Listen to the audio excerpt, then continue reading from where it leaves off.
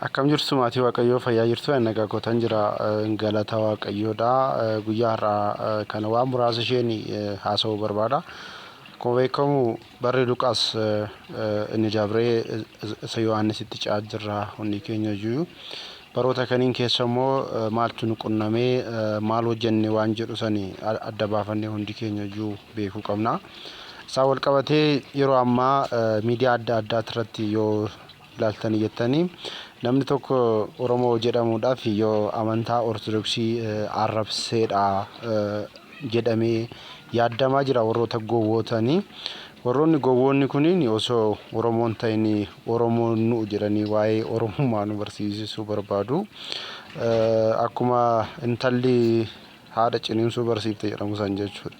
Waa'ee Oromollee nu barsiisuu hin danda'anii yoo barbaadanii nuyyuu isaan barsiisuu hin dandeenya jechuudha. Waa'ee Oromoo, Oromummaa, Oromoon maali, aadaan isaa maali, maal fakkaata, sabuun isaa maalidha, fakkaata safuun isaa, maddumti Oromoo, aadumti Oromoo maddisaa eessa kan jedhu itti argisiisuu dandeenya. Warroota gowwoota miidiyaa irratti bahanii iyya wajjin hin iyyinu jenneeti malee wantoota baay'ee dhagaa jirra. Yet gruupiiwwan adda addaa keessatti waan isaan haasa'a wanta nama jibbisiisu wantoota nama Oromoo jedhamu tokkorraa hin eeganne wanta safuu hin qabne jechuudha yoo isaanii of keessaa yaasanii argaa jirra. Wanta tokko hubachuu qabu warroonni kuniin. Nuti wanti callifneefi waan kitaabni qulqulluun waan nu callisiisudha. Kitaabni qulqulluun obsaa jedhaa hin obsinaa jechuudha. Nuti humna wayiitii jireenya humna Waaqayyootti amanna waan ta'eefi waan namaatitti hin buunu keenyattis immoo namoonni akka bu'an hin barbaannu jechuudha. Keessattuu iyyuu warroonni ijoollee akka warra safuu hin qabne jechuudha. Gara TikTokii kanaatitti dhufanii haasa'ani. Wanti nama ajaa'ibu immoo ijoollumti Ortodoksii immoo achi ala seentanii warri laayikii gootanii fi warri isaa wajjin wal mormitan baay'ee keessanii argaa jira jechuudha. Kun marti isaayyuu maalidha osoo waa'ee amantaa keessanii beektanii waan akkanaa wajjin hariiroo hin uumtanii natti fakkaata. Yeroo baay'ee amantaa namaa arrabsuu wallaalummaadha. Yoo dandeesse gorsitee barsiiftee deebisuu hin dandeessa. Mirga keeti sun amantaan koo sirriidha jettee amantaa itti amantu sanii barsiiftee hubachiiftee ati karaa keetitti fiduu hin dandeessa nama kamiyyuu jechuudha. Garuu amantaa namaa arrabsuun, amantaa Musliimaa arrabsuun, amantaa Ortodoksii arrabsuun, amantaa Protestaantii arrabsuun, amantaa warra waaqeffattoota arrabsuun wallaalummaa gowwummaadha. Gowwummaadha. Yoo dandeesse barsiisi. Yoommoo hin beekne immoo dhiisii jechuudha. Warroonni gowwaan wal barbaada akkuma jedhame sanii warroota gowwaa walitti guursanii too gaafa TikTok irratti waan hin taane odeessitanii namoonni baay'een immoo isin taajjabaa jechuudha. Namoonni baay'een warroonni gowwoonni isin wajjin hiriiruu danda'u. Warroonni beektonni immoo namoonni waa'ee aadaa isaa, waa'ee safuu isaa beeku hin kolfaa jechuudha isinitti. Isin amma warri isin wajjin kolfusan wajjin waanuma gaarii waan dubbatan isinii fakkaata. Gowwoota jechuudha. Akkuma kolfaa gowwaa kolfisiis ilkaan lakkaa'e jedhamu san jechuudha. Akkas waan ta'eef amantaa keenyatti hin bu'ina. Amantaa fi sabummaan garagara. Hin beeknu nuti waa'ee saba keenyaa hin beekna. Waa'ee aadaa keenyaa hin beekna jechuudha. Kanaafidha aadaa uummata Oromoo kunuunsi har'aan kan ga'e mana amantaa Ortodoksiidha. Dhugaa walitti himna yoo ta'e jechuudha. Maddumtu iyyuu Oromoon durumaayyuu jechuudha amantaan isaa Ortodoksiidha. Waan baay'ee isin gaafachuu dandeenya. Amma kittaannaa yookiin dhaqna qamaa yoo fudhatte maaliif dhaqna qabattu? Eessaa barattan? Isiniin jechuu dandeenya jechuudha. Wantoota baay'ee wantoota deebisuu hin dandeenye isin gaafachuu dandeenya jechuudha. Kanaaf waan akkanaatirraa fagaattanii safuu uummataa eegdanii adeemuu qabdu jechuudha. Nuti isinii miti kan laallu warroota beektota safuu Oromoo beekani malee wallaaltota wajjin hariiroo hin qabnu.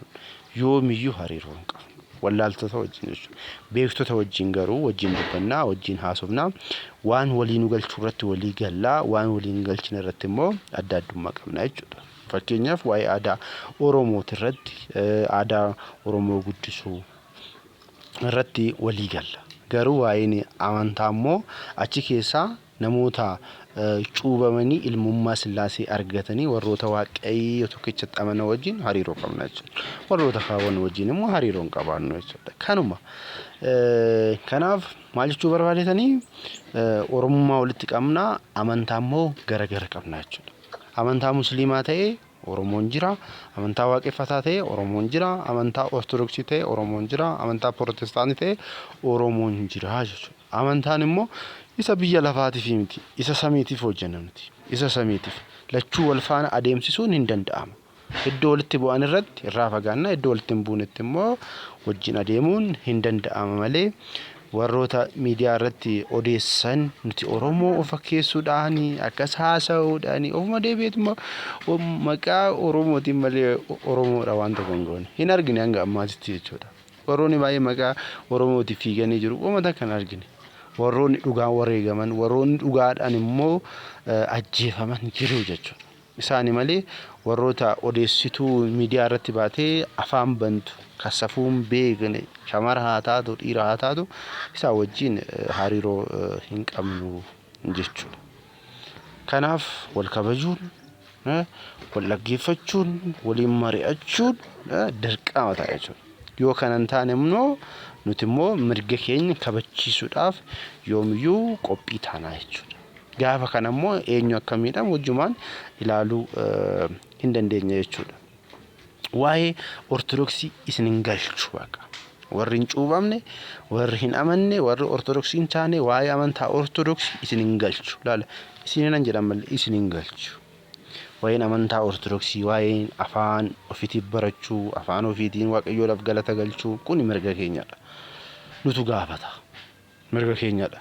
Harmee keenya gaafanne, harmeen keenya immoo mana kiristaanaati. Deebiillee immoo eenyunnaa erganna ishirrumaa eegganna nuti. Malee warroonni siyaasaa walitti qabamanii iyyaniidhaa fi odeessaniidhaa fi deebinuu deebi'ullee hin jiru. Furmaatas immoo nuti hin abdannu jechuudha. Hin abdannu. Waan kanaaf keessanuma borcaa achitti deematu jechuudha. Waan siyaasaa keessanii odeessaa malee waa'ee beeta kiristaanaa ammaan booda waa'ee beeta kiristaanaa, waa'ee abboota phaaphaasootaa odeessuudhaaf illee hamilee hin qabdanii jechuudha. Hamilee hin qabdani.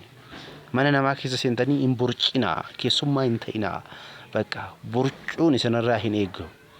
Waa'ee siyaasaa keessanii akka feetanitti odeessa. Waan beekumsa waan hin qabneef odoo beekumsa qabaatanii waan uummata ceesisu, waan uummata kana walitti fidu, waan uummata kana guddisu, waan uummata kana fayyadu, dhaloota boruullee kan fayyadu haasoftuu turtan. Waan hin beekneef garuu hanqina beekumsaa waan qabdaniif garuu madda yaadaa maddisiisuun waan hin jirreef garuu uummata karaa kana walitti buusuudhaan keessammoo bu'aa ho'i argachuudha warroonni fiigdanii hin jirtu. Warroonni yasalli jira yati yaada jalallee fiigdanii. Liyyi yaada dhiyeessaa dhufe. Oromoo ta'uusaayyuu amma argine erga Abiyyi aangootti dhufee miti. Erga Dr. Abiyyi aangootti dhufee hundi ishiituyyuu nuti Oromoodha jechuun odeessuu jalqabdee jechuudha. Oromummaan kee garuu jalqaba irraa itti dhoksuun qabdu turte. Haasawuma isaayyuu hin beekume. Haasawuma yoo haasawu borcaa haasa'a. Kanaaf inni biraa immoo jira immoo tokko immoo barsiisaa wangeelaati ofiin jira paastariidha moo maal ofiin jira natti fakkaate Kaffaaloo Tufaa kan jedhamu. Nama wangeela baratee miti nama wangeela guyyaa takka caqasa takka nama dubbise natti fakkaatu. Gowwaa yoo inni odeessu jechuudha waa inni haasawu. Of tuulummaan yeroo darbee ofan ajjeesa jedhee ture miti. Yeroo darbee ofan ajjeesa kan jedhe sanidha. Hafuura hamaa takka na godha gartanii. Hafuurri hamaa keessa isaa waan jiruuf irratti hojjetaa jiru. Duraan dursee nama fayyisuu miti. Ofuu yoo fayyisu ofumaafuu jechuudha. Mee haadha manaa isaatiin walii galtee haa uumu dursa. Waa'ee biyyaa keessa seenee borcuu miti jechuudha. Kanaafuu warroonni waan hin taane haasoftan ijoolleen Ortodoksii immoo of kabachiisaa. Oromummaan keessan akkuma Oromoo ta'etti amantaa Ortodoksummaa keessan immoo kabachiisuu qabdu malee waan hin taane yara akkanumaan hin fiigina jechuudha. Hin tuffatamtu. Ofuma keessanii tuffatamtu. jenne durallee hin fiiginaa jara osoo jedhanii